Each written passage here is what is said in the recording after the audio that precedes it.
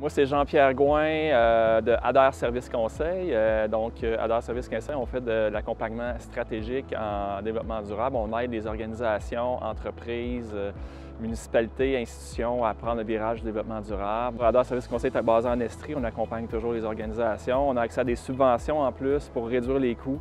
Christian Bibeau de la Corporation de développement communautaire de Sherbrooke. La Corporation de développement communautaire est un regroupement d'organismes et d'organisations à vocation sociale et communautaire. Évidemment, quand on parle d'infrastructure, aujourd'hui, quand on regarde ça, on souhaite aussi avoir une empreinte écologique la moins importante possible. Donc, pour nous, il y avait cette équation-là qui était très importante. Alors, on pouvait mettre la main sur un bâtiment qui avait besoin de beaucoup d'amour. Et puis, tant qu'à y en donner de l'amour, on va y en donner du vrai et on va s'assurer qu'on soit aussi au diapason avec les enjeux climatiques du 21e siècle. Bien, il y a aussi un impact économique de ça parce que oui, les travaux de rénovation sont un peu plus dispendieux, mais le retour sur l'investissement, il est vraiment intéressant.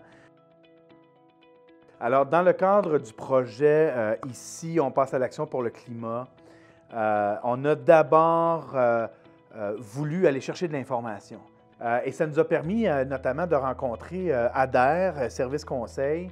Et puis là, avec eux, là, on a vraiment pu concrétiser ces idées-là qu'on avait en tête. On commence par quoi? Quelles sont les démarches à faire?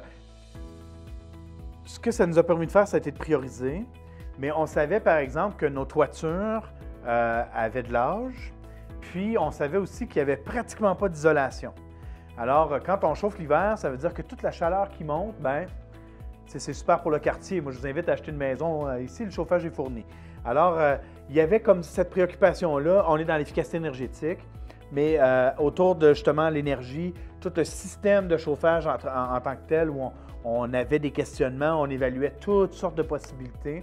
On est parti de la géothermie à la biénergie, en passant par uniquement électrique, le gaz naturel. On a vraiment élaboré plein de scénarios pour ensuite, justement, prendre une décision dans ce sens-là. Et là, on est en biénergie. C'était ce qui était le plus écologique et économique pour nous. On voulait aussi, en même temps, changer l'éclairage, aller vers un éclairage au DEL. Et ça nous amenait aussi à changer des fenêtres. On a des vieilles fenêtres de bois à guillotine. Évidemment, là, on est en projet au moment où on se parle. Alors, il y a des choses de fait. On n'a pas la totalité du montage financier, donc il va falloir attendre, il va falloir le faire par étapes, mais on a quand même une belle stratégie pour les 5 prochaines années pour arriver à conclure, à boucler la boucle.